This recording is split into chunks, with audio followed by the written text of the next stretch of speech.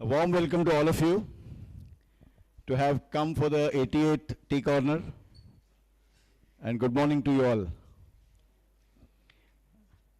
I should say that we had more than 50 registrations today, and I'm really surprised that, the seats are empty, and I think we should be expecting people to walk in, as the program proceeds.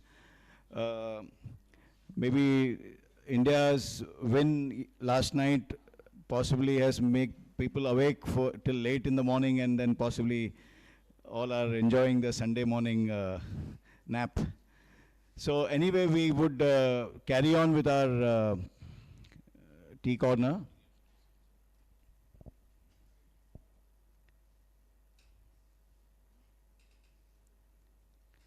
I think before we start, can we just rise up for our national anthem, please? Jana Gana मन अधिनायक जय हे भारत भाग्य विधाता पंजाब सिंध गुजरात मराठा द्राविड़ उत्कल बंगा विंध्य हिमाचल यमुना गंगा उच्चल जलधि तरंगा तव शुभ नामे जागे तव शुभ आशीष मांगे गाहे तव जय गाथा जन गण मंगलदायक जय हे भारत भाग्य विधाता जय हे जय हे जय हे जय जय जय जय हे जय वंदे वंदे वंदे या वंदे मातरम का प्रिविलेंस हम रात को कल मैच देखने के बाद इम्पोर्टेंस उसका समझे how all the fans and the dear people who wanted to see India win, we all had that privilege to utter the term Vande Mataram last night. So we have all the registered people walking in now. So before further ado, I would just like to give a small brief about PSABS. Mr. Bausar सबसे पहले आए थे, and I was just chatting with him, and मतलब ये उनका पहला T corner है, इन्होंने बताया. तो जस्ट सर ये past students association, Baroli education society, 3 schools के एलुमनाई एसोसिएशन है, और ये करीबन 30 साल पुराना 50 इयर्स पुराना एसोसिएशन है. और हमारे पूर्व प्रेसिडेंट डॉक्टर निमेश मेहता ने बीच में हमारा जो ये past student association, there were not enough people to run the association, so he took up the mantle and he revived the whole tea corner, the PSABES, and tea corner was his thought process, wherein he was inspired by the chai ka charcha he had seen somewhere with Prime Minister Modi. He gave birth to, being an eye doctor, he gave birth to, the tea corner. So anyway, we are on the 88th edition. At 88 months से हम कर रहे हैं. Last Sunday of the month tea corner होता है यही premises पे. और we have distinguished speakers today. Advocate Asim is also there with us, and we would like to hear from him his thoughts about consumer law, medical negligence, and I'm sure it's going to be an interesting session. I think whoever come here are serious enough to know about the topic, understand it better, have questions, they can pose it before the learned our guest. So without further ado, I would like to ask my treasurer, Kaushik Bhakta, to come and give a introduction of our speaker today. Hello everyone, good morning all who are here. Today we are going to hear Advocate Asim Vidhyarthi, who comes, and whenever his name comes up in a legal fraternity, it is synonymous with insurance.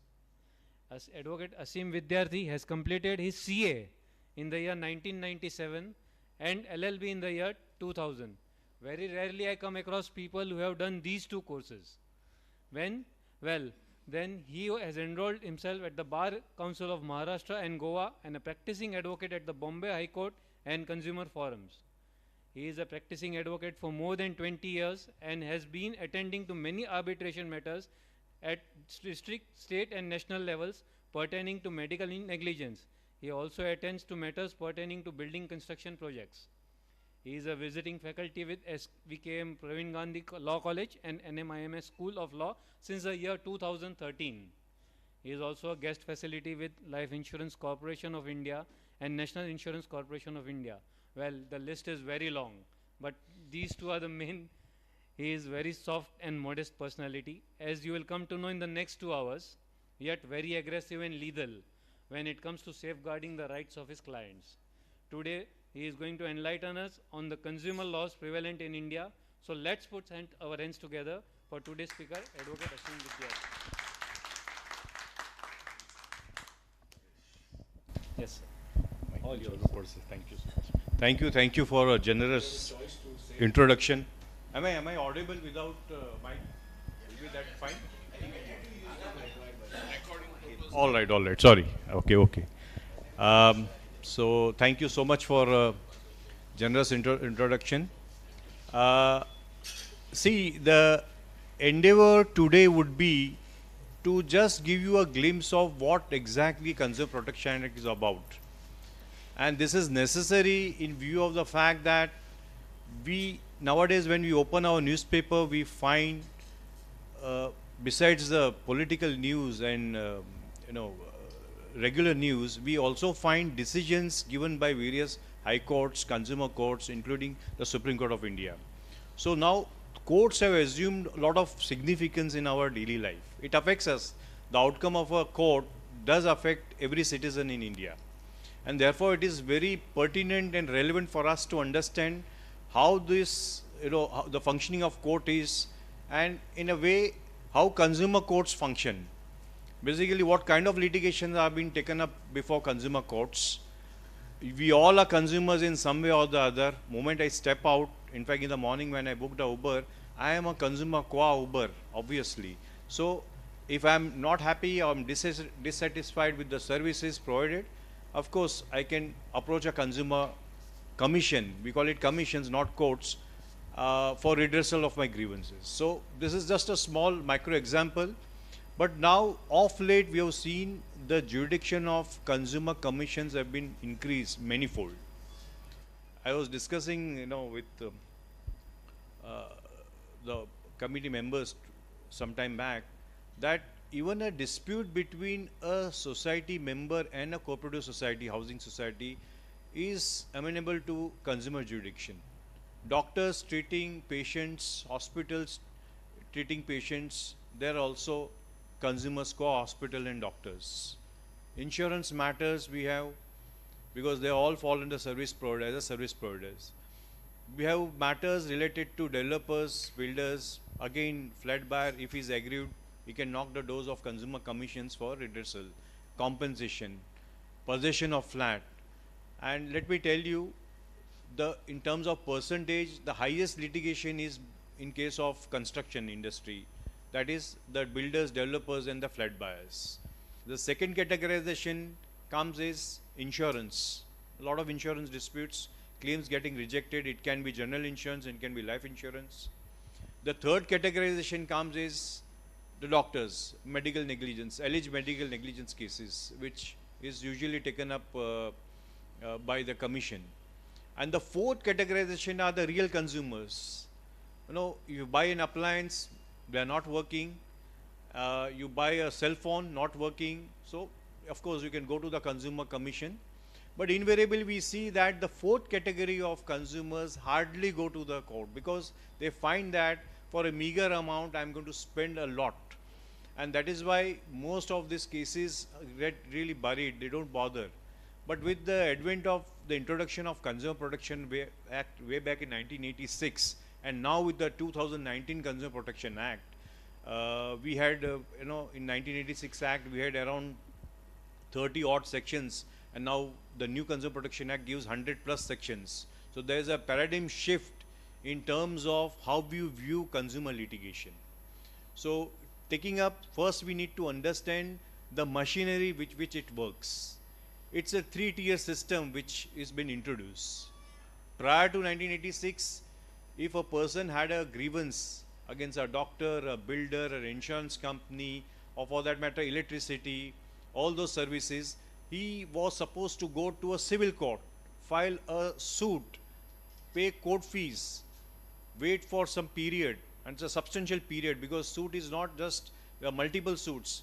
And with the advent of an introduction of consumer commissions and consumer forums we used to call, these are all decentralized remedies.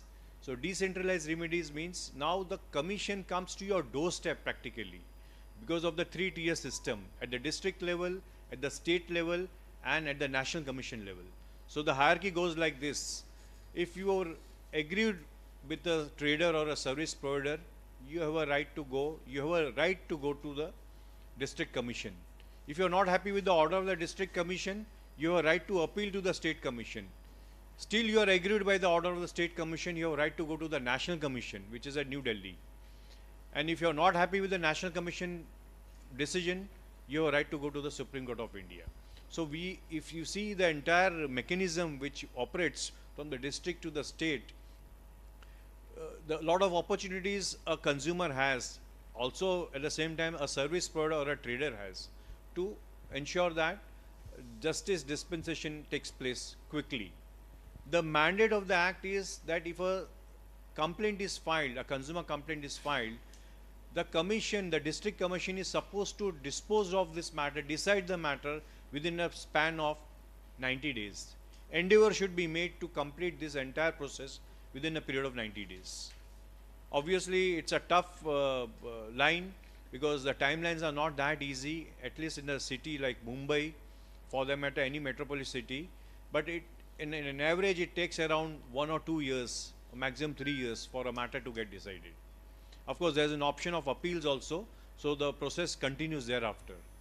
So what do you do when you're aggrieved by a service which is not up to your expectations? What do you do when there is a product sold to you and you're not that comfortable, or the promise which on basis of which you have purchased maybe a flat or a product or an appliance? What do? You have an option to go to this newly created consumer commissions. When I say newly created consumer commissions, it is in comparison with the regular courts. Now we see lot of matters listed before various courts. Consumer courts are little different in the sense that the hallmark of the entire consumer litigation is summary jurisdiction. Now this is the difference between the regular court and a consumer commission. The courts will decide, the commissions will decide matters based on documents. There is a seldom scope of recording evidence and cross-examination. So we don't find this in consumer commissions. Rarest of the rare case, we may find that the commission may be inclined to examine an expert or examine somebody on oath, and there's a cross-examination. That's 0.01%. It's all based on the documents which you are submitting. Once you submit the documents and the documents are perused, arguments are made, the decision follows. But this has there is a process to this. Filing, this is just purely a procedure. Filing of complaint has to be done within a period of 2 years. The Consumer Protection Act 2019 provides a limitation. You just can't wait indefinitely to go to an approach a consumer commission. You have to do it within 2 years from the date of cause of action. If a hospital treats a patient, is discharged, and the services according to the patient is not up to the mark, or there is some kind of a deficiency still left out, on the date of discharge, the starting point, the clock starts ticking. He has 2 years period. But what happens after 2 years? He doesn't approach any commission. He can still approach with the application for condonation of delay. That there is a delay on my part. He has to explain with just and sufficient cause and get the delay condoned. So let us take an example where he comes in time within the 2 years period. Then what is the next stage? And this is extremely crucial if you see yourself as a service provider. The service provider, once served with the complaint copy in a summons, has to file his response within a period of 30 days. And this is mandatory. 30 days not exceeding 45 days. So the upper limit is 45 days. If a service provider fails to file his defense, his say on the consumer complaint, then the matter proceeds ex parte or without his written version. Thereafter, parties are asked to file affidavits. Affidavits, again, documentary evidence to be produced, and the final stage is argument. So this lies in a very narrow compass, 4 stages followed by the order of the district commission. Now, as I said, if you want to challenge it, you can challenge it with an appeal to the state commission, that is within 45 days. And even if you're still aggrieved, then we have 30 days period to go to the National Commission, and thereafter 30 days before the Supreme Court of India. Now, one aspect which most of us, as a lay person, we being lawyers, of course, we should be aware of this law, but there are people who are not aware how this system works. I always say, when there's a consumer, the judges who are presiding over are usually in a district, a former district judge, a cadre of district judge with some members who are conversant with certain provisions of law. So this is the bench. There are 3 judges usually presides over and decides the matter. Once the matter is decided by the district commission and the service provider does not comply with the directions, let us say that complaint is decided in favor of a consumer. Yes, you are entitled to flat number so and so. The doctor is held guilty of negligence, or the product was defective and you are entitled to refund of money. These are certain examples which I am sharing with you, that these are the orders of district commissions where you get your remedy. Now, what do you do after that? Once you get an order from a district commission, state commission or national commission in your favor, what do? We don't hang it in our drawing room to show that we have won a matter. You need to then enforce it. Now, this is extremely crucial. If you are a service provider and also if you are a consumer, you should know your right. Your right does not end when you file a complaint or the matter is decided. It still extends. You need to execute the order.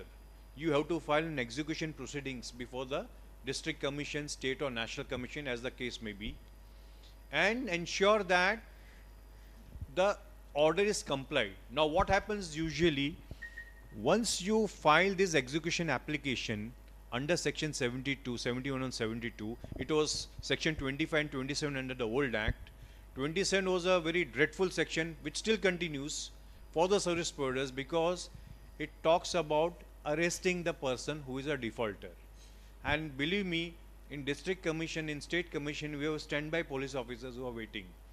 Moment an execution application is filed and you don't comply with the order, you will be sent a summons from the police station. The first is, a constable will come to your place, hand over the summons and tell you that you have to attend, this is the next date of hearing. If you skip, there will be possibly a bailable or a non-bailable warrant issued against you. If you still skip, of course you will be declared as an absconder. Usually people come out, they come to the court, only 2 questions will be asked by the commission. Have you complied with the order? Yes or no? Possibly the answer is no. Have you challenged this order before a superior court? If the answer is yes, they will say, show me the stay order. If there is no stay order, you will immediately say, please take him into custody. This is how the Consumer Protection Act works post the order is passed. So it doesn't end over here. So there is a provision for either attaching your property or getting the service provider or the accused, into judicial custody. The reason is that once this provision is implemented, you need to understand that compliance of this district commission orders or the state or national is of paramount importance. There was a time when the people used to say that this is not a court, this is just a commission. But see the powers. I don't see any other court having such powers, wide powers. And that is why we say this is a hybrid law. You know, when these judges apply for this examination to get selected as a president and a member, years back there was a question paper set in where the first question asked was whether, explain, Consumer Protection Act is a hybrid law. The answer is here. It starts with civil litigation, it ends up with criminal prosecution. And I tell you what happens in a criminal prosecution. Criminal prosecution means you have not complied with the order, you have not obtained a stay order, you have not challenged it in appeal, and therefore there is a willful disobedience of this order. And for this willful disobedience, the punishment can range up to 3 years, 1 month to 3 years imprisonment, or with 1 lakh rupee fine, or both. So this is something of very significance. You should understand this, that you have a right to get a person arrested if he fails to comply with this order. And this particular provision is, most of the consumers are unaware of this provision, because they feel that okay, I am sending them reminders, emails, letters, but there is no compliance. The compliance has to take place. Ultimately, fruits of litigation, the consumer needs to have the fruit of litigation, because if he fails to do that, the entire machinery or the entire process of consumer litigation fails. So this is something of a very, very grave importance for a consumer as well as for a service provider. Now what happens in execution proceedings? Execution proceedings, remember one thing, once the warrant is issued, the entire provisions of CRPC will be made applicable. And by the way, from tomorrow onwards, there is going to be a new law on CRPC, Evidence Act and IPC. I won't touch on that, because there are provisions which are really a matter of concern and everyone should know that. But insofar as consumer litigation is concerned, that entire civil procedure code will be made applicable. Means the first thing, an advocate who is defending a service provider, he may be a builder, he may be a doctor, he may be a chartered accountant, he may be anyone whom he is defending, will be termed an accused. See, service provider will not like to, stand as an accused in a court of law. But see the provision, a very unique provision we have. It's a civil court, it's a civil commission, but still the process of criminal litigation takes place over here. Once the criminal process starts, the first thing will be the complainant, the consumer will record his plea. Once the plea is recorded, then evidence has to be recorded by both the parties. Now, what are the defenses an accused may have?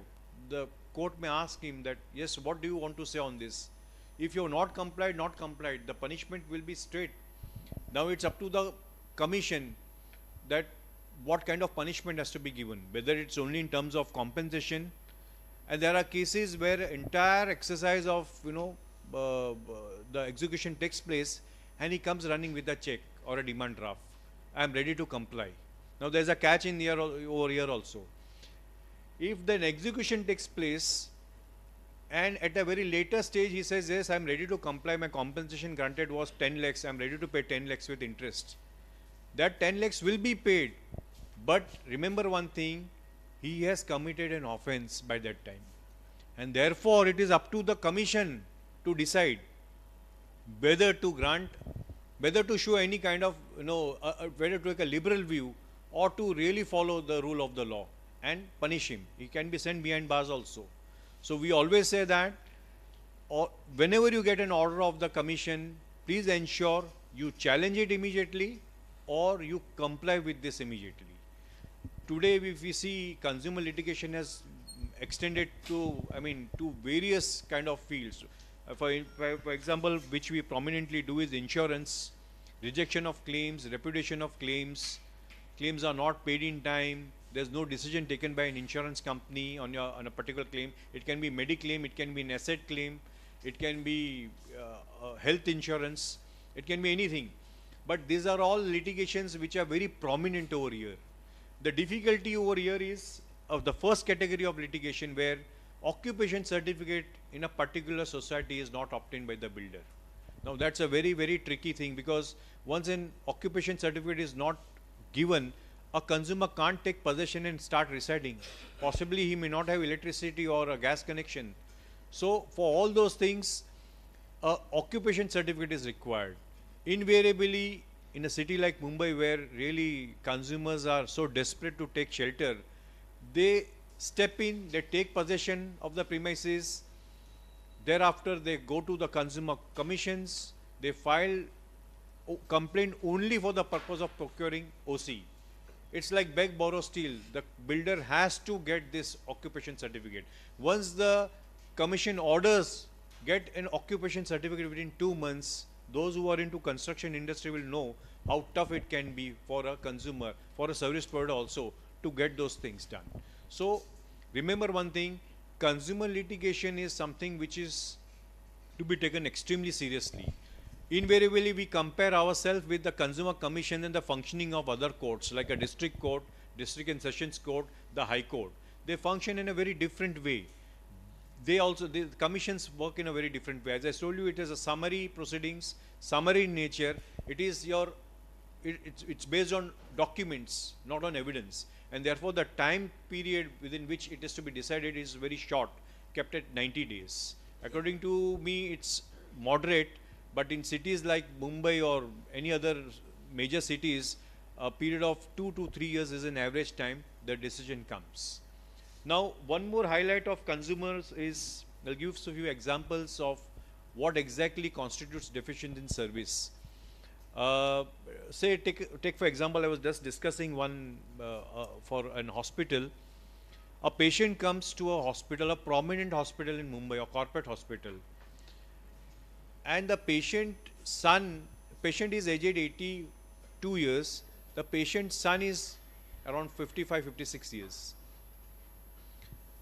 Moment he comes in, he is taken in ER and he's been examined, and a very bad prognosis, because he has multiple issues related to heart, brain and whatnot. But he had some kind of a hernia in the intestines, near the intestines, and the son insisted, doctor, you have to operate. And after some time, the doctor told him the prognosis is bad, he may not survive. But the son still insisted that you have to operate. Now the hospital took consent. Of course, we take consents also. And this time they took a special written consent also. They explained the prognosis and the outcome. And he signed it. After this was done, the patient expired within 36 hours. He goes to the court and he files a claim for 2.5 crores. That this is deficient in service. Now here the hospital has taken proper care. He has ensured that proper informed consent is given to the patient's relatives. Even to the patient, though he was not that well oriented, but the son, the daughter-in-law, everyone took care of that and they signed it. Now the matter of course is pending in the court. That is one kind of a case we have. The second kind of case which I was discussing was a case where a patient comes from Ranchi to a very prominent cancer hospital where there is a suspected carcinoma, and it's a question mark. A question mark is put, and the hospital was unsure. The oncologist on duty said that let us take a biopsy, let us send it for a histopathology. The lab samples were sent. Meanwhile, the patient reacted to certain medication which was being administered to her. So he took a call saying this is short case of cancer. He started treatment of chemotherapy. After 4 cycles, the report came back negative. There is no cancer. So these are cases of gross deficiency in service. So what was the duty of the doctor? He had to wait for the histopathology report. In case of any other emergency, he could have taken alternative care. There's third kind of case which has come in from the same hospital, which says that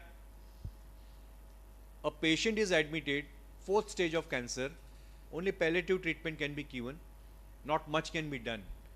But he had a cardiac problem. But there was no cardiac surgeon or a cardiologist available in the hospital. The hospital claims that we are super specialty, we only deal with cancer patients.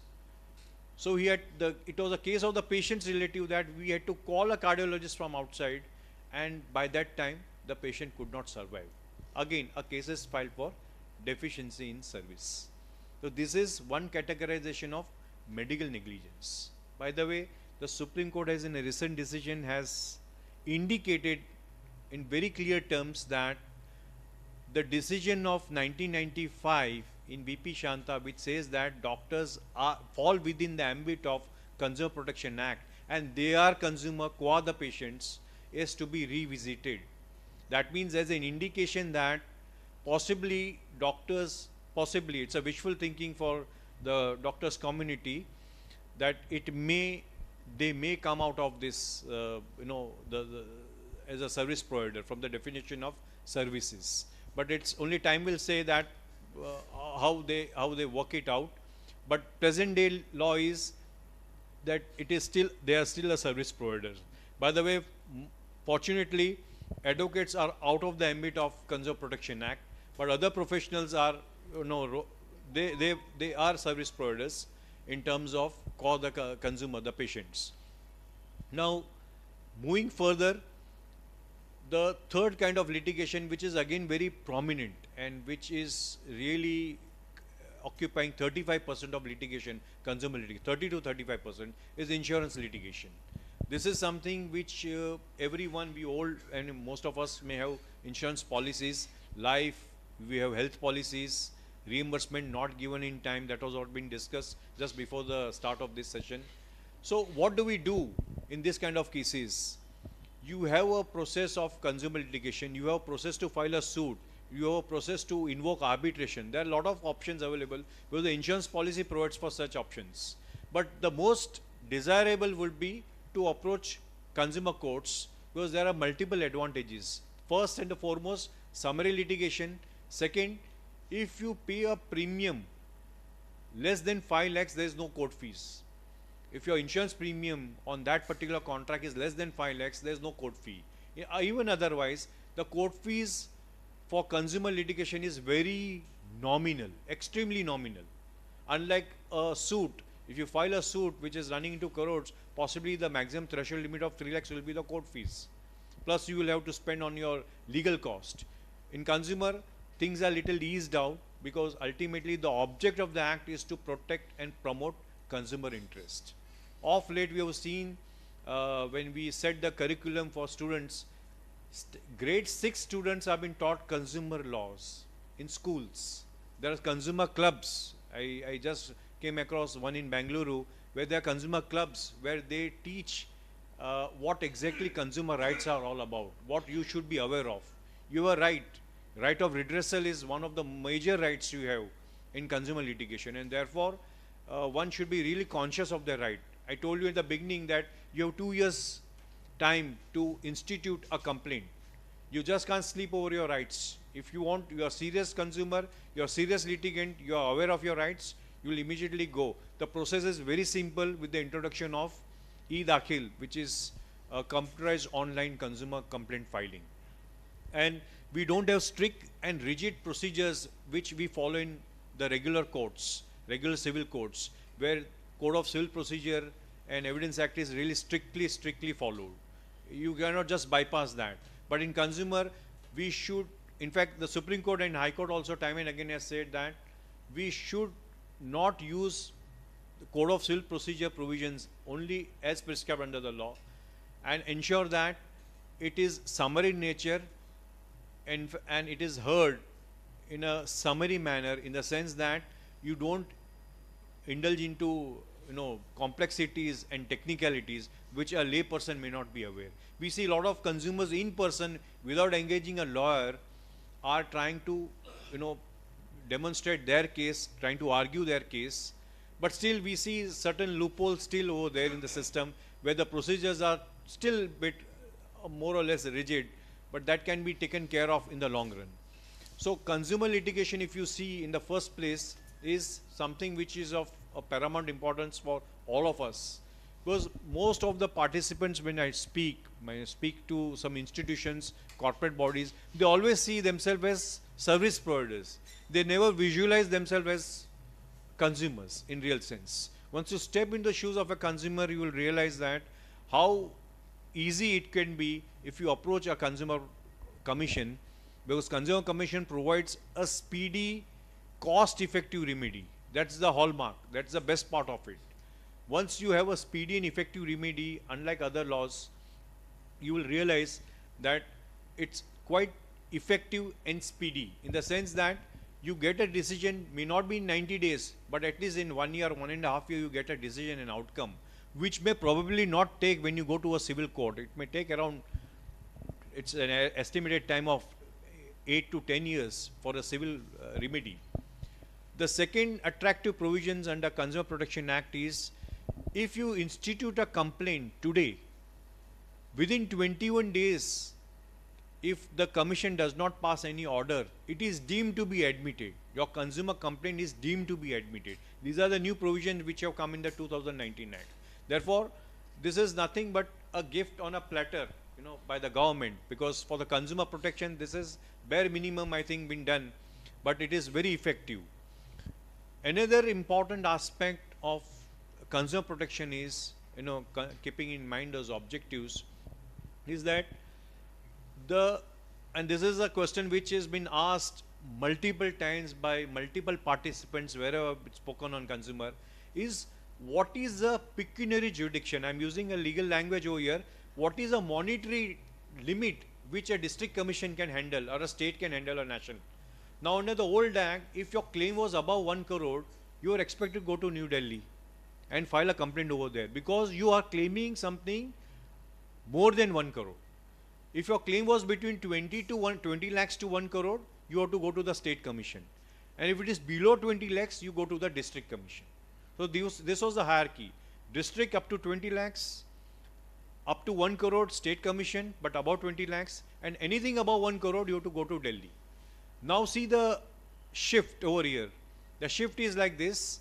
Now the claim amount is not to be seen. What consideration you pay will be seen. That means, in the context of a flat, if you pay a builder 10 lakhs advance, your flat value is 3.5 crores. Where do you go? You go to the district. Although your claim is 3.5 crores, but you will go to the district because what you pay to the builder is less than 50 lakhs. So now the new law is like this. Below 50 lakhs payment, not the claim. Below 50 lakhs if you have paid, you go to the district commission. 50 lakhs to 2 crores, you go to the state commission. And if you pay anything about 2 crores, it will be before National Commission, New Delhi. I'll give you an example. Insurance contract. There is a claim for 150 crores. The premium paid is only 37 lakhs. He will go to the district commission. So the district commission is now going to handle a matter of worth 150 crores. I am claiming 150 crores plus interest cost compensation under insurance contract, but I have paid a consideration less than 50 lakhs. I have to go to the district commission. So this is a major shift. Those who are aware of the 86 Act will have to unlearn and understand the new Consumer Protection Act, because this is something of some significance. It is relevant because at the threshold only your consumer complaint can be rejected if you choose a wrong forum. So the jurisdiction goes like this. Again, I am repeating. Below 50 lakhs, if you pay to somebody, you go to the district. You pay somebody 50 to 2 crores, you go to the state commission. And if you pay something more than 2 crores, you go to the National Commission. So there is a flat at Tardev. I have paid an on-account payment of 5 crores, possession not given. I will have to go to the National Commission because I have paid something more than 2 crores. In district, if I have paid 25 lakhs to a builder, possession not given, though my claim is the value of the flat, I want refund of the flat, or fair market value of the flat, or possession of a flat, which is worth around 2.5 crores, still I have to go to the district commission. Am I clear on this? So this is something of significance because this decides the very, the beginning of your litigation. Because this is something the presiding members and the president will examine at the very threshold, at the very outset, and then proceed with the hearing on admission and final hearing. So this is one aspect. The third advantage we see in consumer litigation is that there is seldom evidence of cross-examination. Now there is an alternative which has come up now. The Supreme Court has suggested this alternative, and it is also available in the provisions of the Act, that you want to cross-examine someone, he has filed some expert witness, then file interrogatories. So you have a questions ready for the witness, he has to answer it on oath and file it before the commission and a copy to you. So no cross-examination, because if we permit cross-examination, then there will be hardly any distinction between a regular court and a consumer commission. Consumer commissions are meant for a quick and speedy disposal.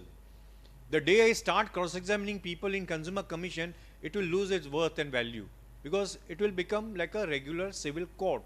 And we all know that civil courts usually take longer time because of the procedural law.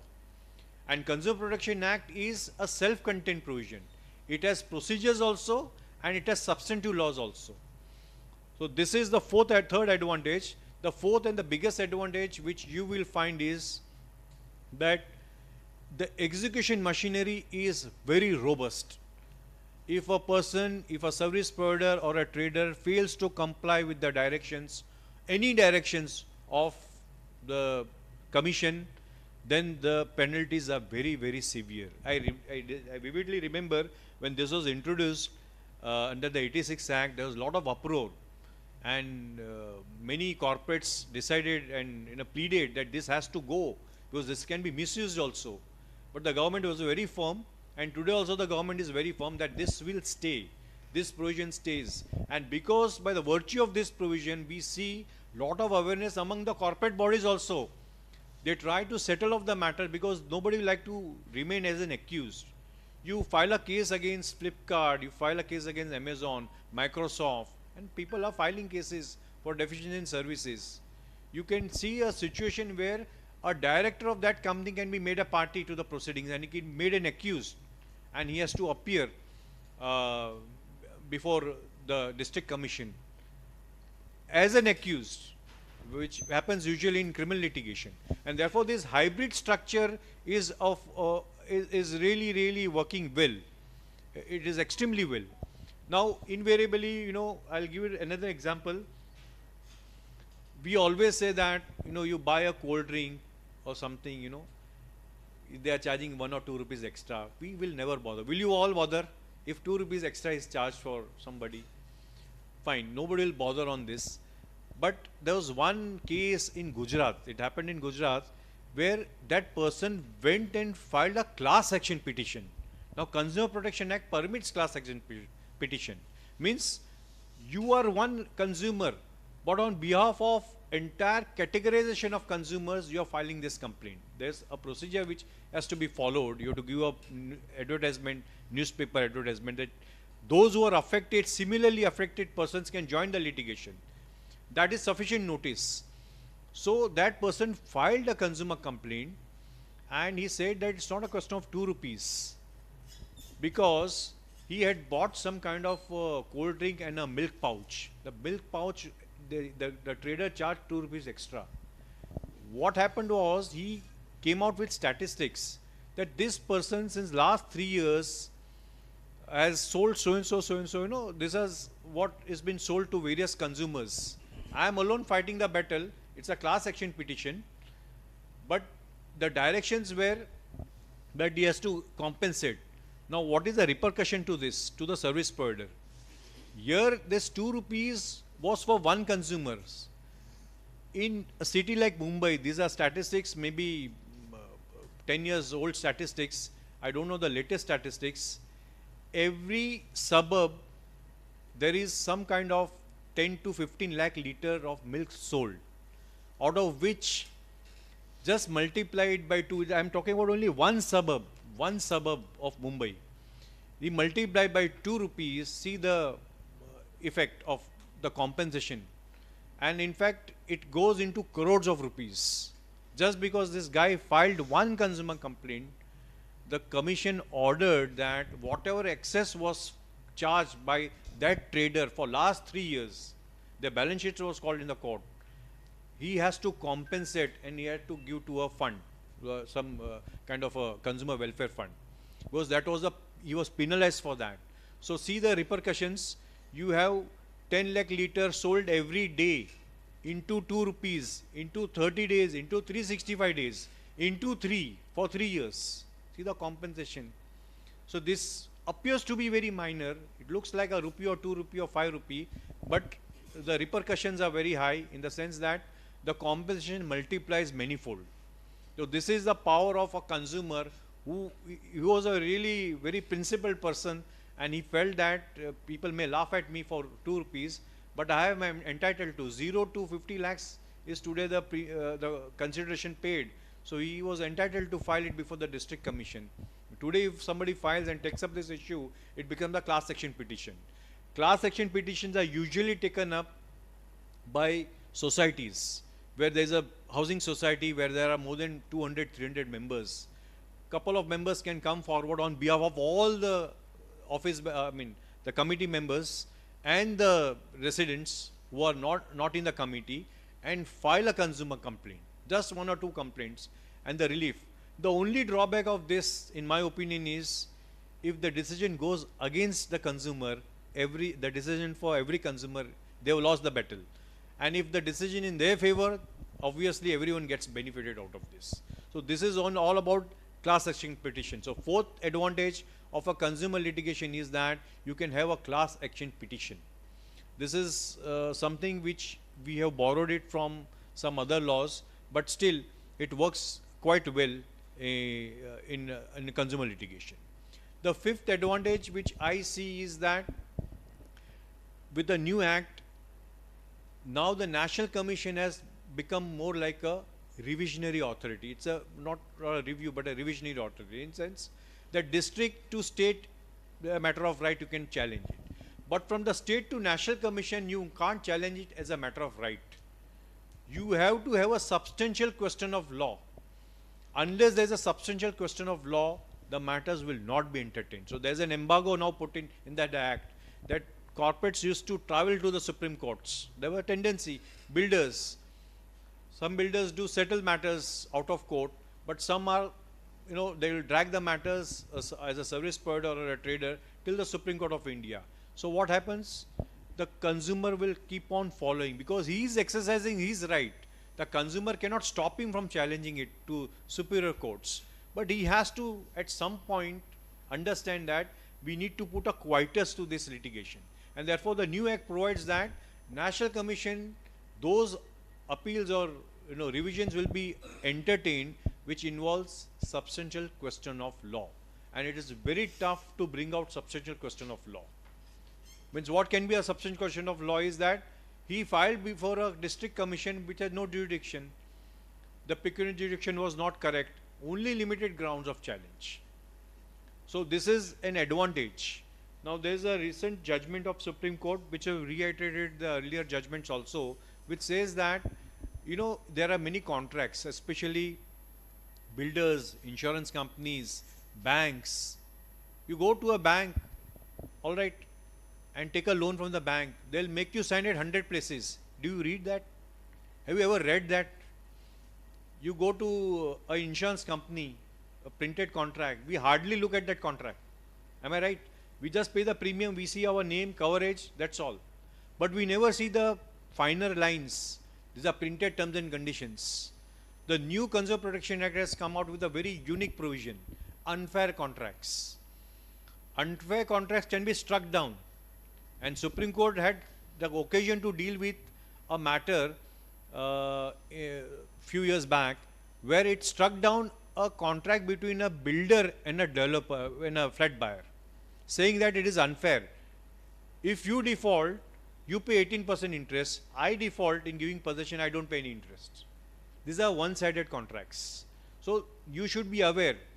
The problem lies with the timelines in our daily life.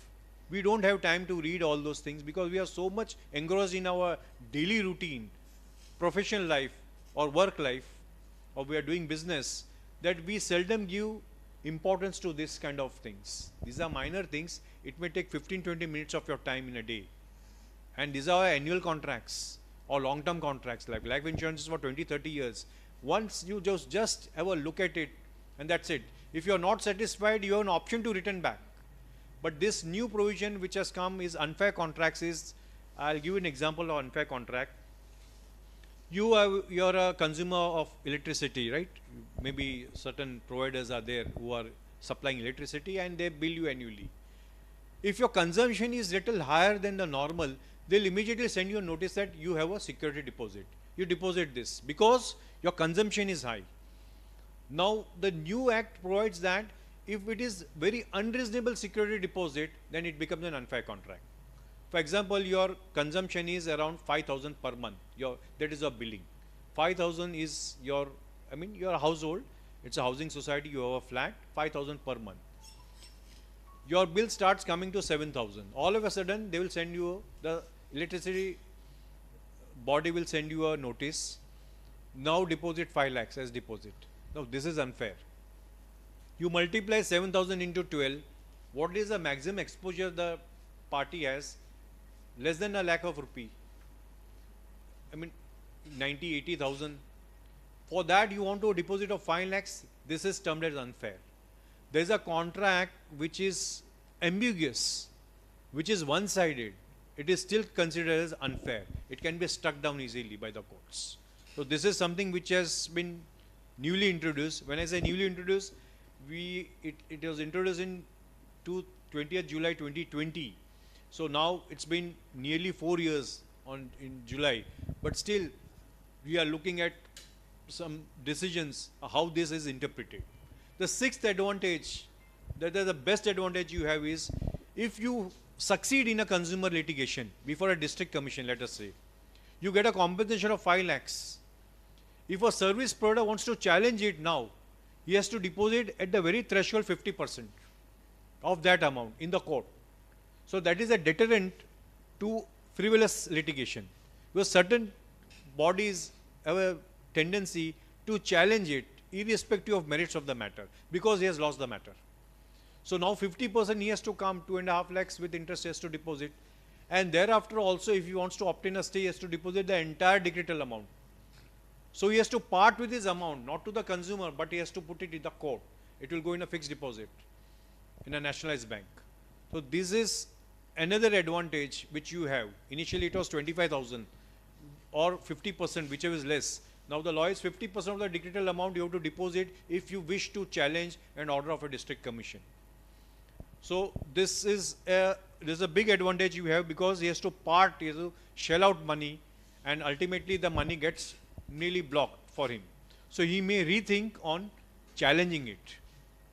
The next advantage I find in consumer litigation is that the warrant provisions, really draconian but nonetheless required for strict enforcement of orders of the consumer commissions. Invariably these orders are flouted. With a view to bring discipline and honoring these orders, this provision has come in. Now the penalties have increased. It was 25,000, now it is 1 lakh rupee, or 3 years imprisonment, 1 month to 3 years imprisonment, or both. So minimum imprisonment 1 month, maximum 3 years, or 1 lakh rupee penalty, or both. So if it's a gross violation, he has the entire thing, entire thing will go in.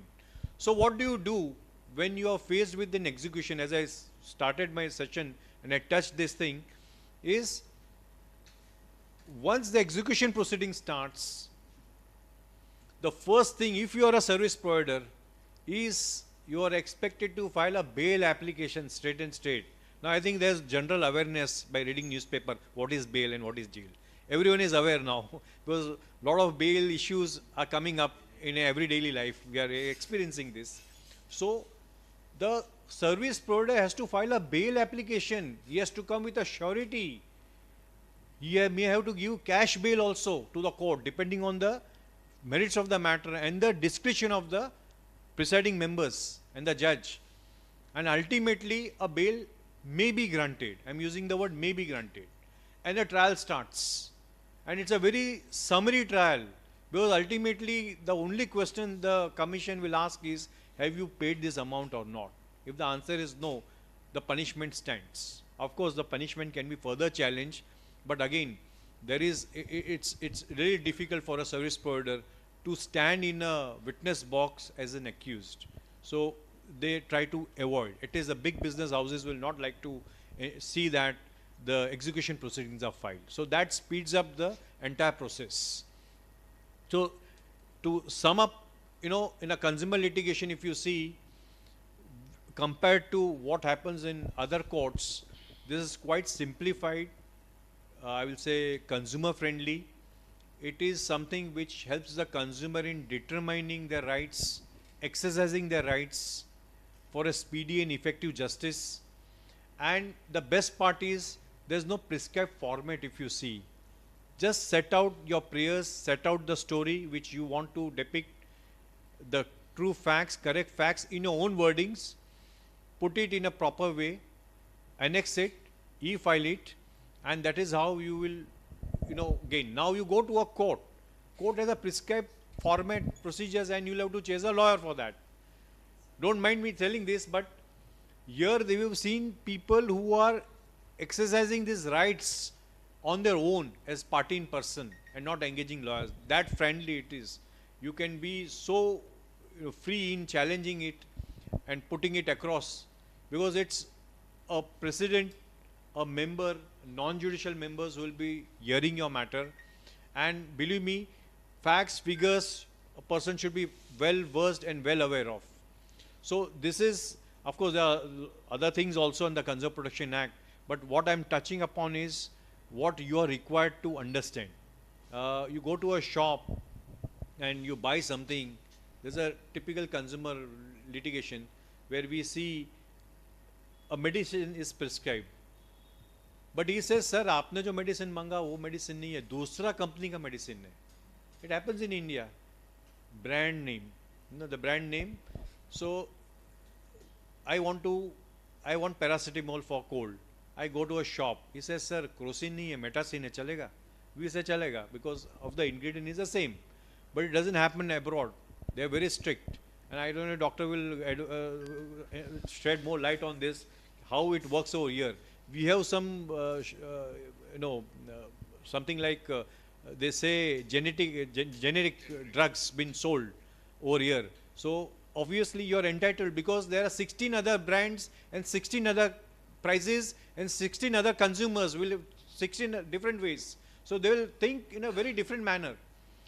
Abroad the laws are really strict on this. You can't get a crocin without a prescription. But across the counter we just take whatever is available to us depending your relation with the chemist. So you can take it across and take home. But there it's really, really difficult. So these are new laws which have come in. Now we have another important aspect in consumer litigation is that what do you do once the National Commission decides a particular matter, the district, state and national.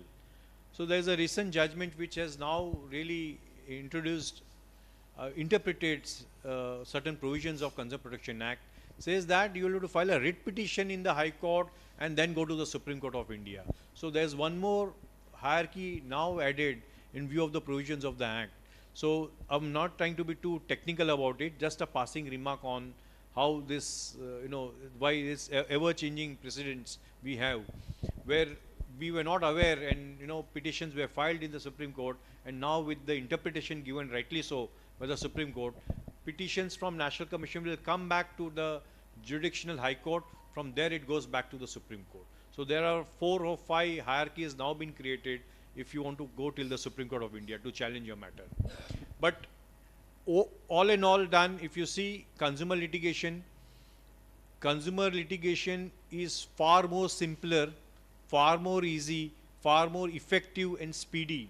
When I say effective, we always think about arrest warrants. And I always keep telling my clients that you should ensure that you don't reach a stage where a warrant is issued against your director and he is asked to remain present in the court. Because then it is inevitable. He will have to remain present in the court, failing which non-bailable warrant will come in.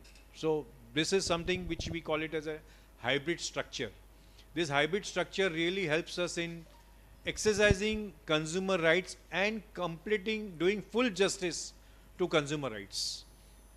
And consumer litigation is something which was ignored long back. Now there's a lot of awareness, as I said. Most of you are aware, but these are nitty-gritties which I shared with you, that you should be aware that how it functions, how the progressive the law is. And this is a new legislation which has come 4 years back. Interpretation still left out. There are certain sections which are not yet tested before a court of law, which will ultimately time will say that how this is going to be determined ultimately by the courts hearing this while interpreting these provisions of law. But if you see consumer protection, you have a very cost effective remedy. You have absolutely cost effective remedy because minimal court fees or zero court fee depending on your consideration and depending on the type of litigation. For example, commercial litigation is excluded from the concept of or the ambit of Consumer Protection Act. So if you are a commercial entity, remember one thing, that's a caution. If you are a commercial entity, for example, this is a company, I have bought 25 air conditioning systems. 3 are defective. I can't go to consumer court if I am a corporate body. I can't, because I am running this, it may be an NGO or something, but I am running it for a commercial purpose. If I am running it for a commercial purpose, I can't be a consumer, because there is an exception to this. Exception to consumer is, definition of consumer is, if it's a commercial entity, you cannot approach a consumer court, because what may happen ultimately is that big business houses will start filing consumer cases and the real consumers will get really buried and they'll stand in the queue. There's only one exception to this rule. Only one exception is insurance. Insurance is, even if a company takes insurance, let us say a very big business house takes an insurance. There's a major claim. The claim is rejected or partly paid. That big business house can still approach a consumer court. The reason is, it's been now recently interpreted by the Supreme Court also now, that the reason is that contract of insurance are indemnity insurance, cost to cost, there's no profit element. If I have lost 1 lakh rupee and I'm claiming 1 lakh rupee, this is indemnity, I'm not making profit out of it, though I'm a commercial entity. That's a really, really important judgment because that takes care of major consumer litigation. And I believe me, if this judgment was decided otherwise, all the insurance claims would have gone to the high courts and the civil courts, where you'll have to wait for, I don't know how long you may have to wait, because with the best efforts made by judges in the high court, at least the Bombay High Court I can say, and even our district courts, still the volume of litigation in this city is so high, it's not humanly possible for anyone to decide maybe 100 matters in a day. It takes time, and they're making their best efforts to do that. But with this judgment, insurance litigation still survives in consumer. Society litigations has come to consumer. Builders and developers who used to go to the high court and challenge their matters over there, they are now started coming. Big law firms have started coming and on behalf of their clients in deciding matters, filing matters in consumer jurisdiction. So this jurisdiction has really grown in a way that it becomes so easy for parties, lawyers, litigants to decide these matters. Only one grey area over here is that in terms of medical negligence, it's wait and watch, because we always are very skeptical about, we need a bench who is presided by at least one of the doctors who can understand really what human anatomy is and how it functions.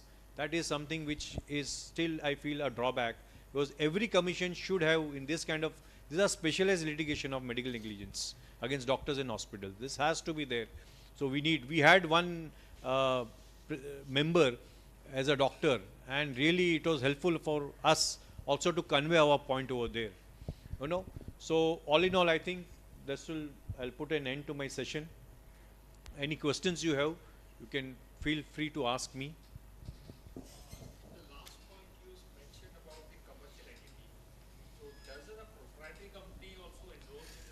No, proprietary, there is a test. How many employees are working under you? I'll give an example. It's a good question. I am a stenographer sitting across the Bombay High Court. I have one PC, I have a laptop. Our advocate or client comes, I type it, I take a print, I charge my fees. I am doing it for my livelihood. But I have 20 laptops. I'm running a corporate business. Same business, but on a larger scale. It's a commercial thing. So if a laptop is damaged, I can't go to consumer court for that. But it is a wide scale activity I'm doing. Is there any, sorry, just in connection, Yes. is there any threshold of how much employee has to be? No, it's overall. I may ask you, give me your turnover, give me a balance sheet for last year. Okay, that way. I'll figure it out. Do educational institutes fall within the ambit of It's matter is referred to a larger bench, but the Supreme Court in one of its earlier judgment has said no, you can't file against the university. But yes, if it's a coaching class, you are a consumer. Sir, about 5 crore cases are pending in various courts, and people have lost faith in the entire judicial system. People just feel that a buyer beware, and surprisingly, none of the political party in a recently concluded election in their manifesto talked about the time frame. I'll give you a small example that there was a theft in my office by one of the staff. Person was arrested, put in the jail for 10 days, and then he was released on bail. Now the case is pending since 11 years. 6 months back, I received the notice for the hearing. Judge was absent. There is no date fixed now. So people have lost faith in the entire judiciary, because I understand in criminal court, time is 6 months, but most of the cases are pending since 10 years, 15 years, even in a criminal court. Now, I think in new BNS law also, I think nobody talks about the time and this thing, the entire judicial system, nobody is made accountable for that. And my second question is the financial suit. Now, if you file a case under 138, it's a criminal case. 6 months is the time frame for criminal case to be decided, but it goes on for beyond 5 years. So how we go about it? And that's perhaps the reason that there is a, despite such a wonderful arrangement, this thing, people have lost faith, so they just don't want to go for litigation. And last question, consumer court, whether layman can go directly or he has to go through the advocate. Thank you. First two questions are a little tricky for me to answer, because backlog, I won't say that there is no backlog of cases. There are backlog of cases, no doubt. But let us also not be unmindful of the fact that we are dealing with a very huge population over here who are really conscious of their rights, with respect to consumer rights or otherwise. There are private contracts, there are private disputes which flows to the court, there are constitutional issues which goes to the court, and therefore there is an effort being made by most of the judicial officers and judges to ensure that there is a speedy compliance.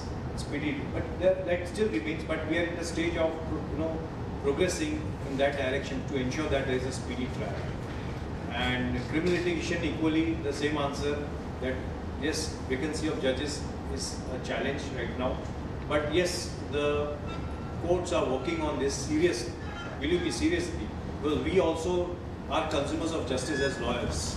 So obviously when we go to the court, we also have these discussions among the panelists, or they come and they say that yes, all efforts are being made, but with the huge backlog, we can't overnight have this remedy of we had a judge who said till 3 o'clock in the Bombay High Court in the morning. So it's one of example, but things can be done within 5:30 also. By 5:30 also, things can be. But kindly see the amount of litigation.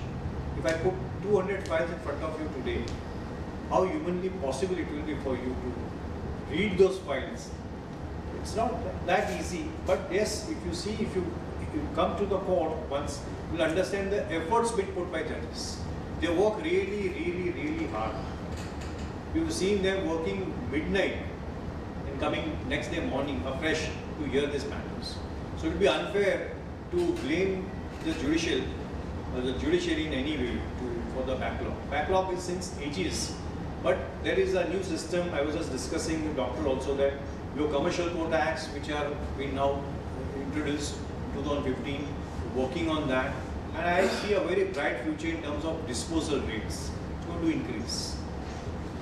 Yes, please. You're saying something?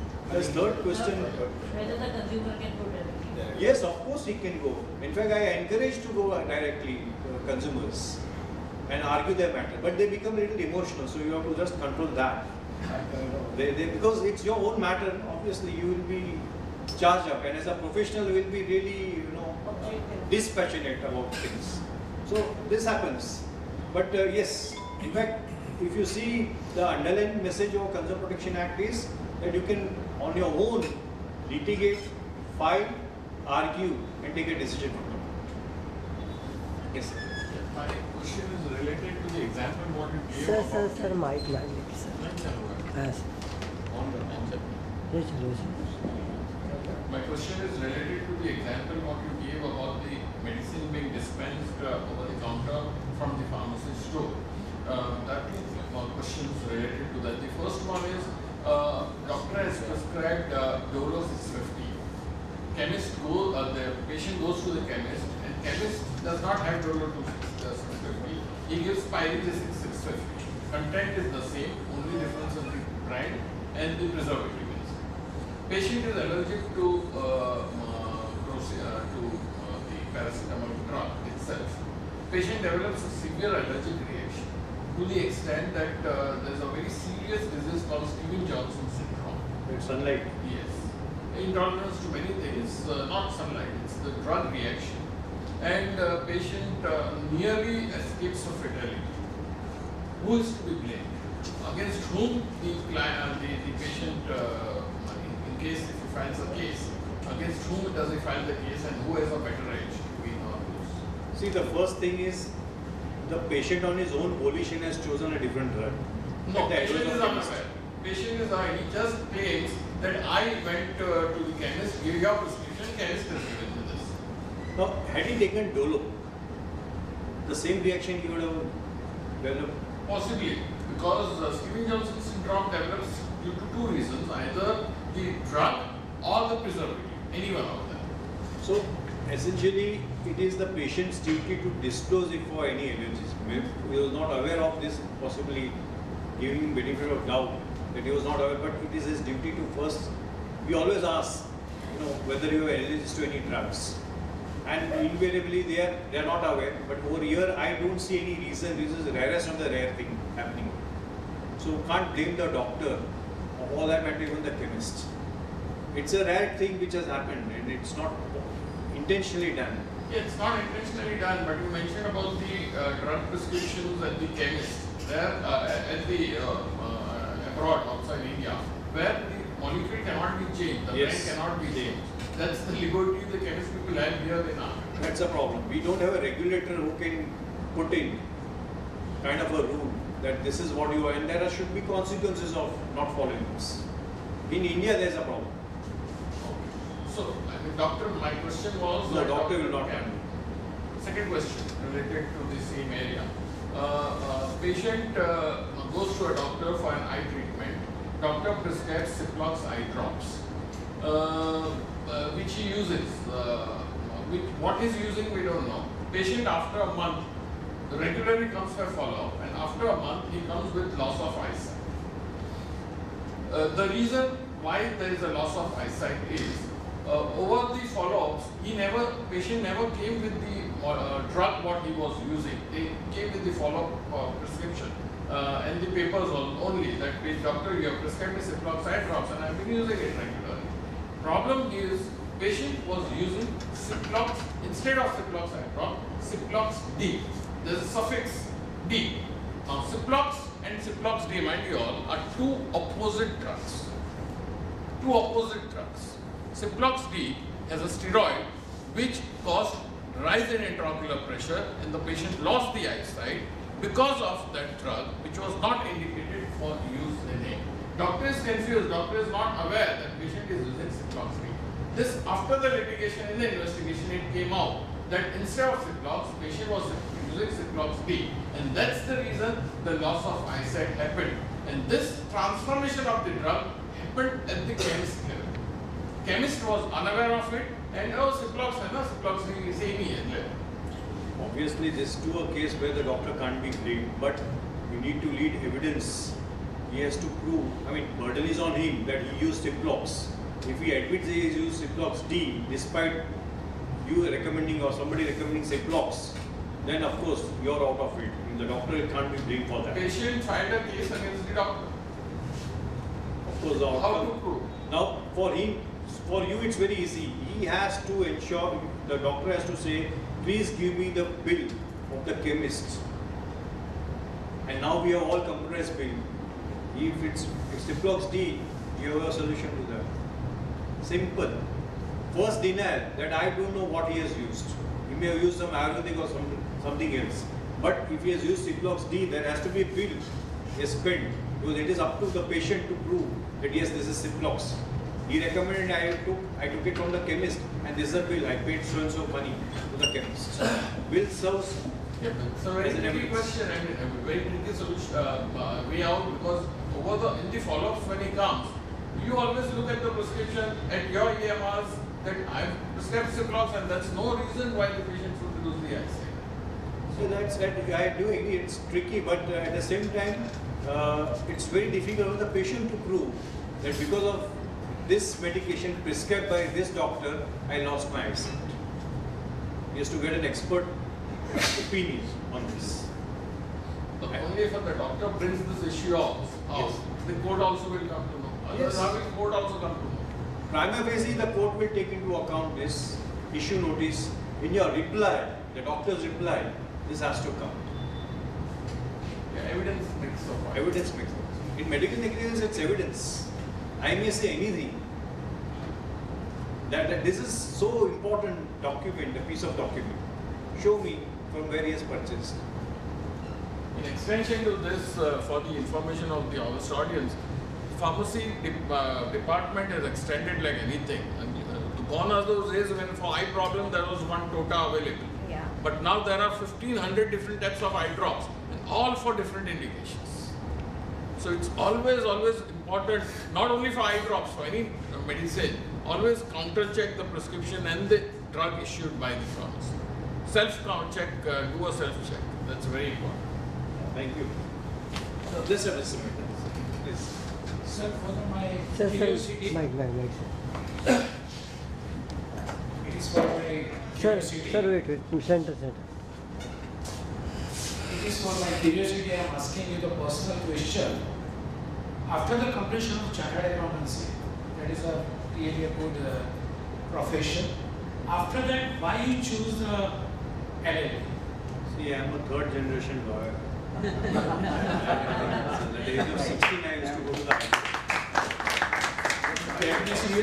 That means hereditary he got the law. Yes. And my son is a fourth generation lawyer. One more thing, for the Dinesh Bhai told about the medical practice as on today. You have told very good things when the prescription given by a doctor, but I had seen for the general practitioners. Initially, anybody goes to the general practitioner.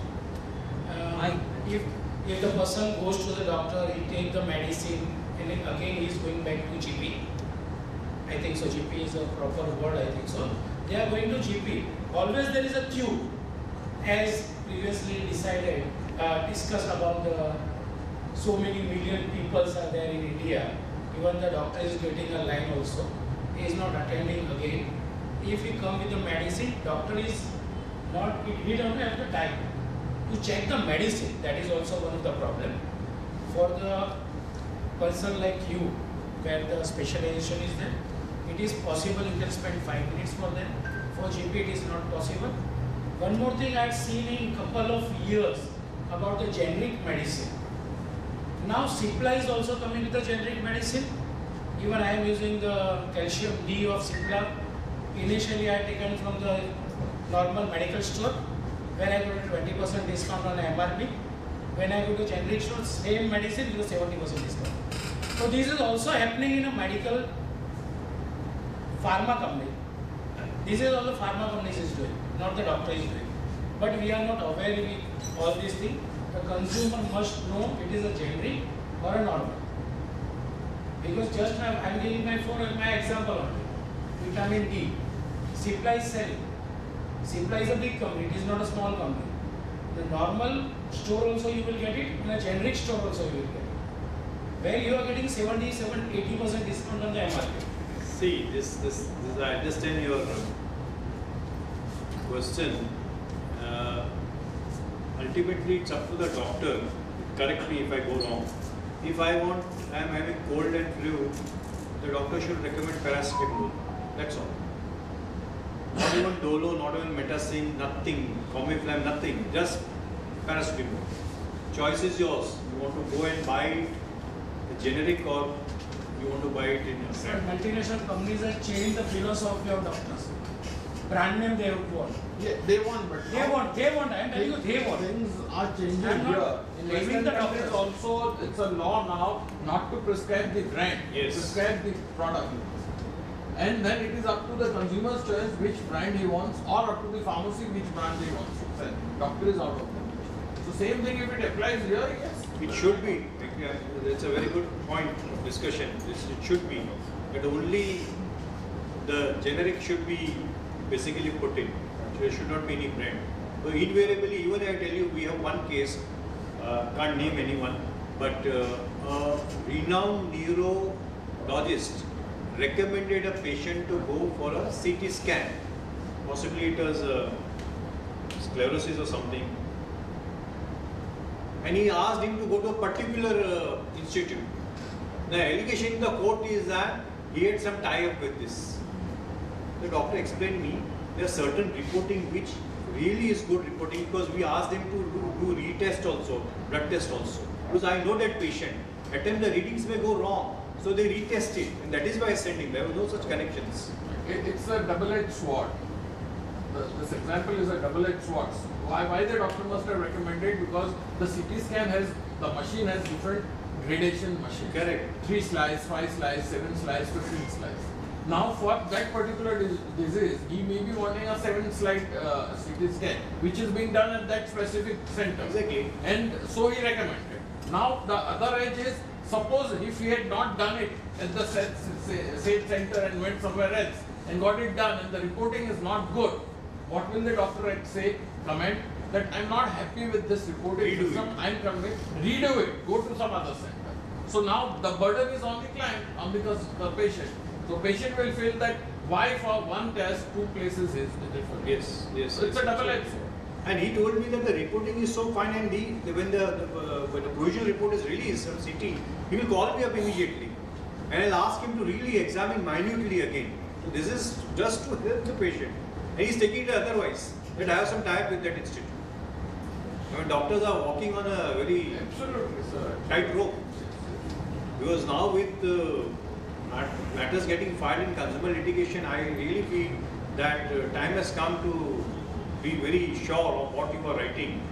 And I have also asked doctors to please have computerized prescriptions. You do have, I think. Yeah. Computerized prescription, you should have a record of that. Most of this EMRs right now, what they issue, most of the EMRs now have a provision of prescribing the prescription with the ingredient into bracket, paracetamol, crocin into bracket paracetamol, tablet advised. So then it becomes easy for the chemist also to dispense the proper drug, and to which brand to select, it lies upon the customer also. So this EMR also is coming in a big way, and this prescription dispensing also is becoming very legitimate and very proper. You mentioned about doctors walking on a thin rope.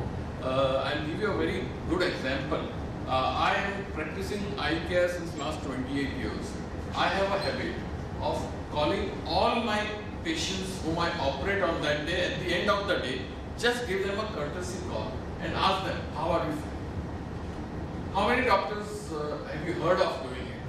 I'm doing it out of my passion, my love for this profession, and my concerness for the patient. Now, gone are those days when patients used to appreciate. I'm almost now going to stop this practice of mine. Why?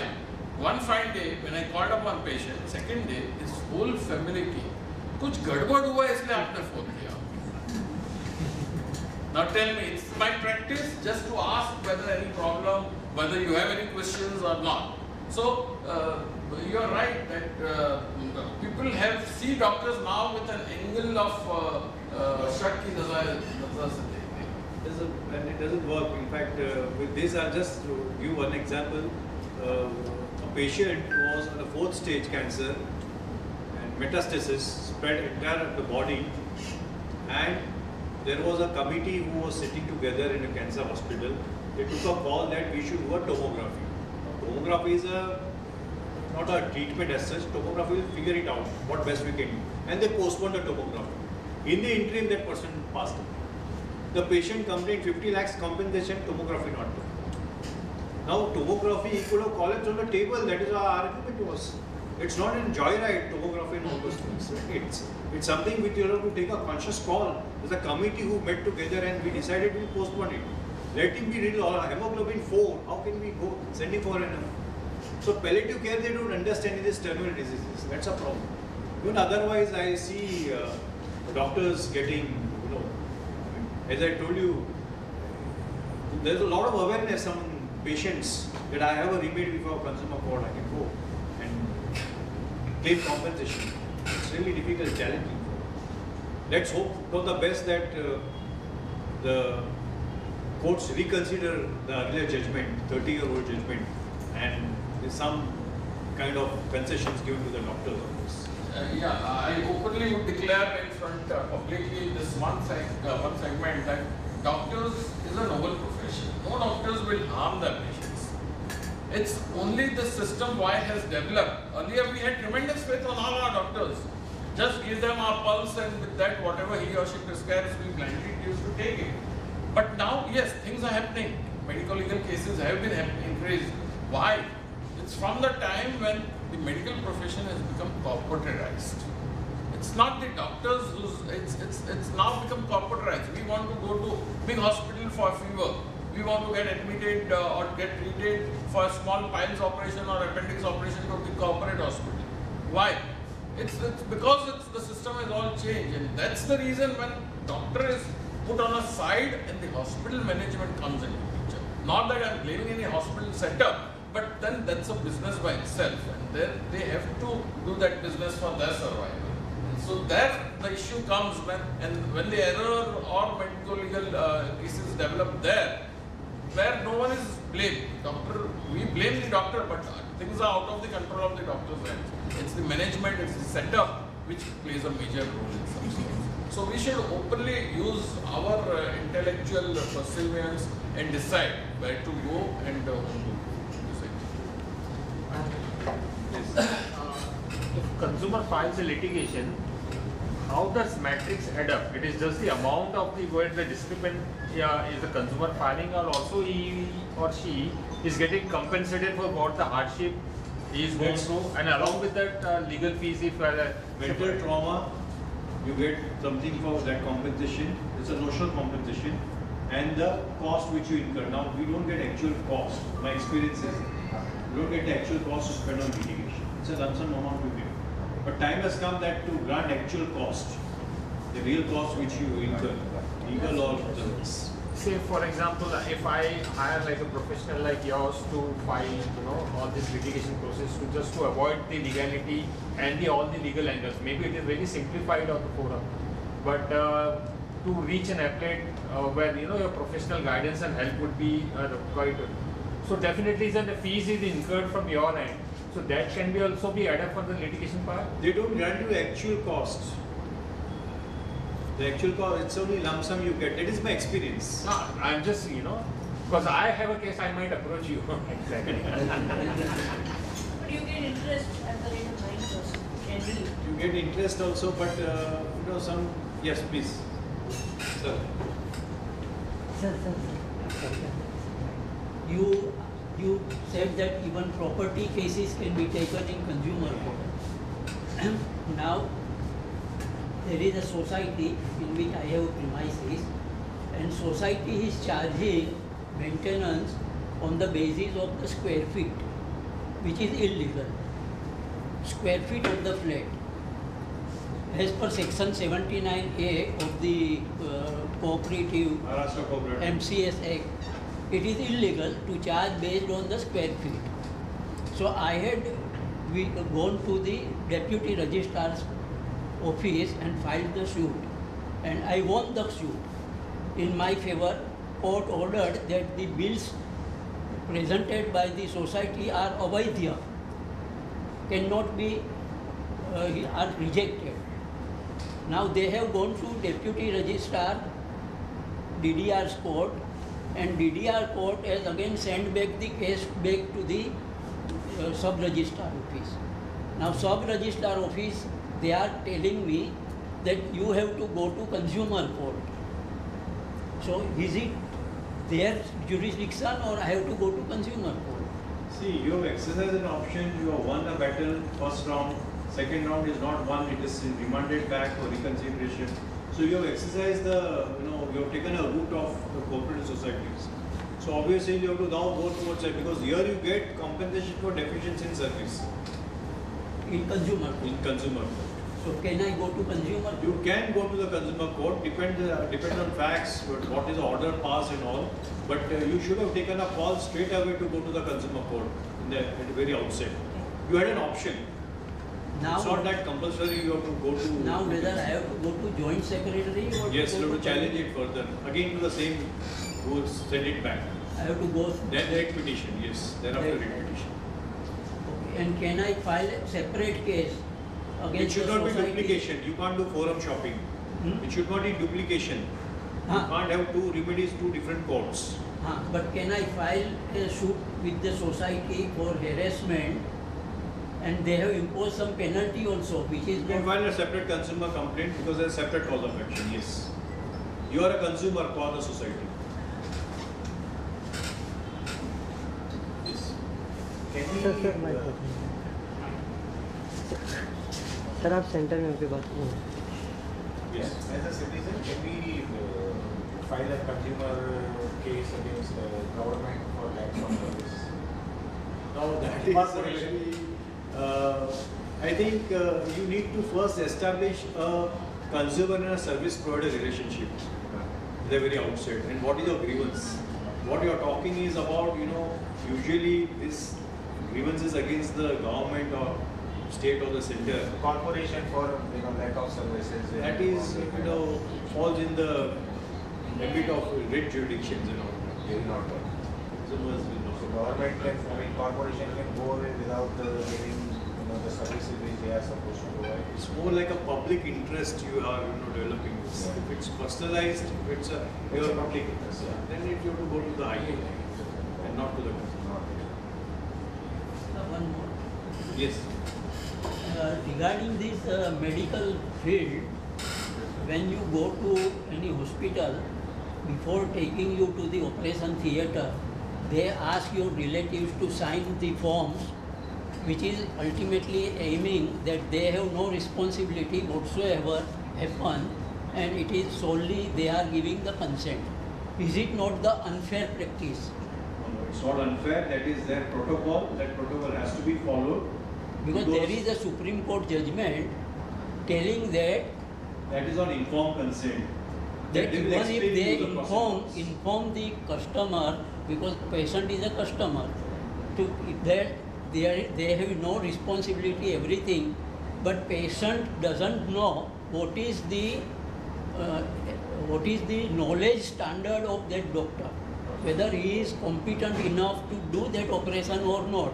So it becomes unfair practice for the patient, and he is asking him to sign those papers which are null and void. That's right, but when you enter the hospital, you will be given options. These are the doctors whom they don't trust a doctor on you.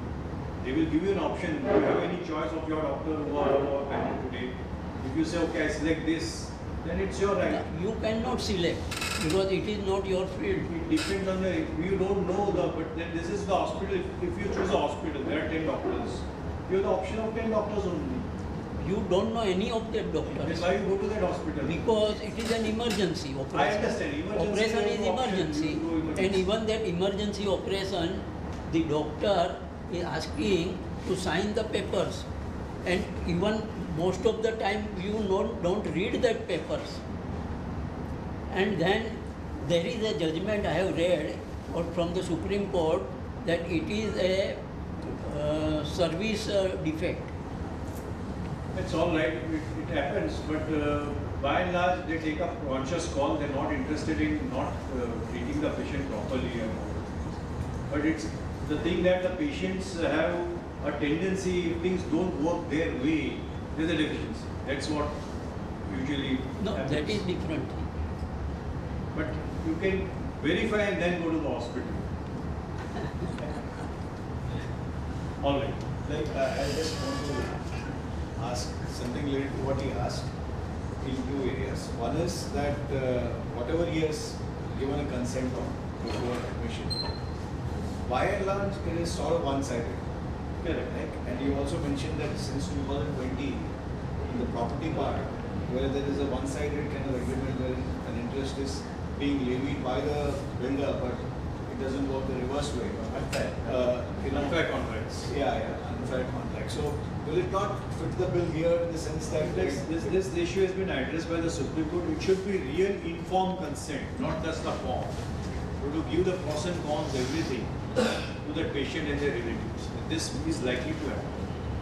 So over and above, we also prescribe to our clients that, okay, depending on case to case, if it's a really bad case, then take a written consent explaining the pros and cons.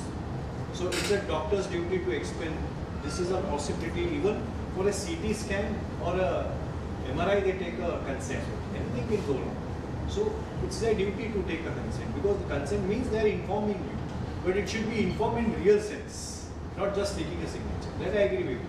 If they would be informed that this is what will infuse, this will be the IV which will go in, this will take half an hour, and after that you may have a headache, you may have this, that, something has to be explained. also with respect to this particular one-sided thing, unfair thing, assuming that I had already gone on I had filed a legal case against builder, and in my plea, that unfair clause, wherein it was a one-sided thing, since at that point of time that law was not there, maybe prior to that 2020, and the case is still on. So can I add it to my prayer that saying that now since 2020 the one-sided thing doesn't work out now? No, it was there prior to also, it's not Okay. that. Unfair contract is now specifically included. Court will certainly take cognizance of unfair contracts, even in old matters. Okay. Now it is explicitly set out because they have seen repeatedly that there are unfair contracts, one-sided. With the advent of RERA, now things are, those contracts are now getting streamlined. More or less. You can have this, it's not that there is no embargo. Because many times the prayers they don't allow you to modify and They will, it should be in time, it should not be in afterthought. Alright then, I think. It was a wonderful session. Thank you so much. Thank you so so much. any further questions? Anybody? No, So- just we want to thank you for Thank such you. an insight. Thank you so much.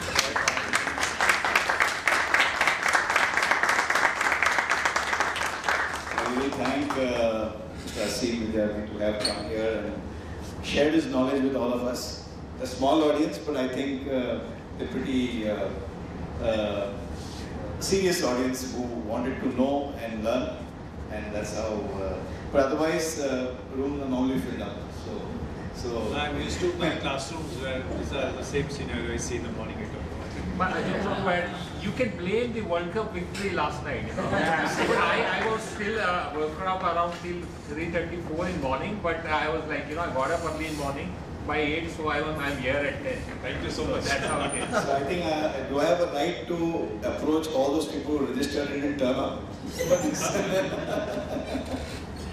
So okay. So I would like to have a memento given to our distinguished speaker today. I request our committee members, Vice President Mr. Himanshu Guptani and Harish Mehta to come forward and hand over the memento. Somebody can click a photograph, please. Sir, center.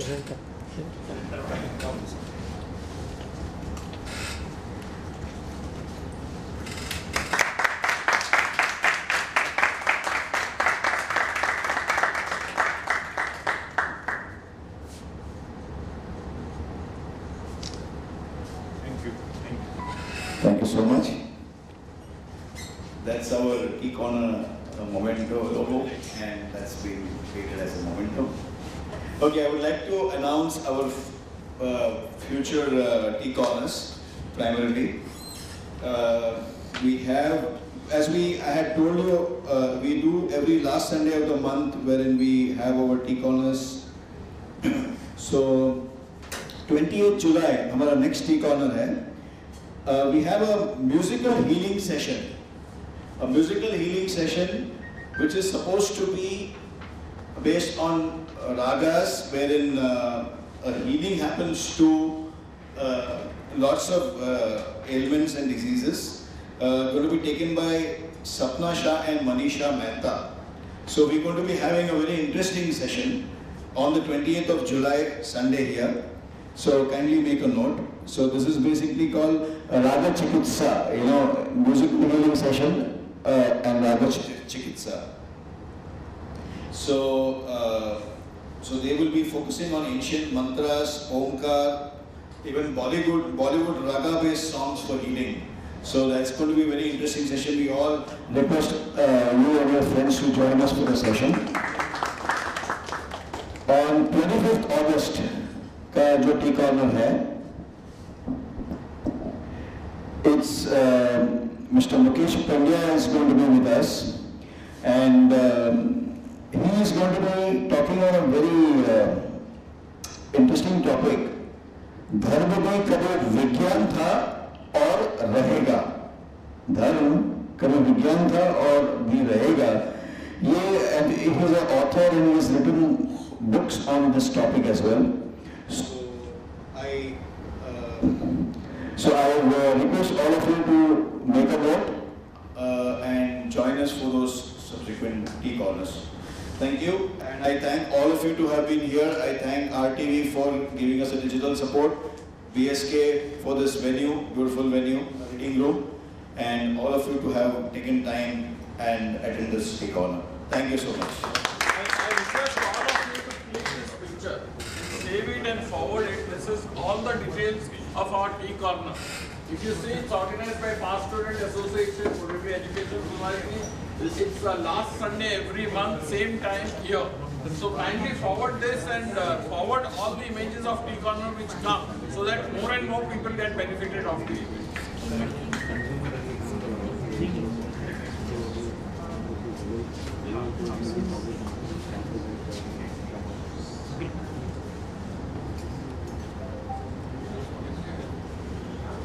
Can I ask request everyone to come for a group photograph? Sir, एक group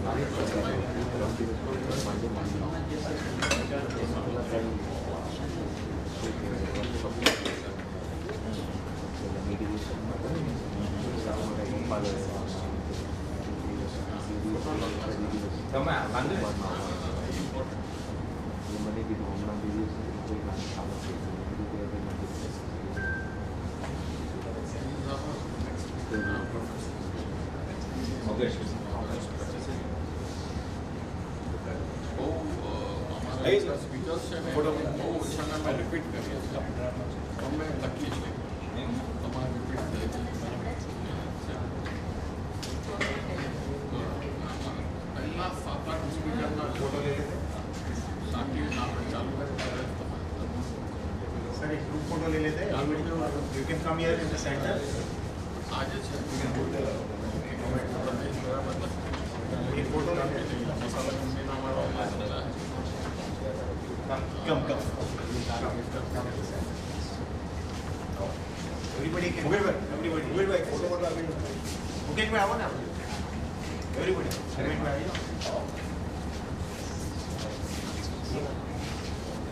Gita.